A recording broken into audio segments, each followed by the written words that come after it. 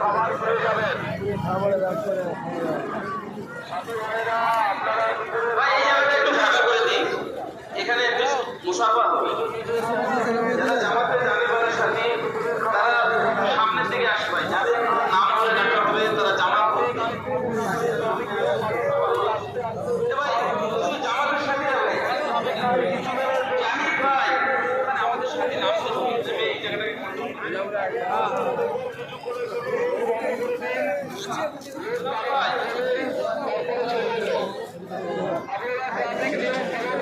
ভাই মেনাউল ভাই, সাইফুল্লাহ ভাই, এই জায়গাটাতে নিচে নেমে একটু এই জায়গাটা ফাঁকা করো। যারা জামাতে জানে বলার সাথে তারা আগে মুসাফা করবে।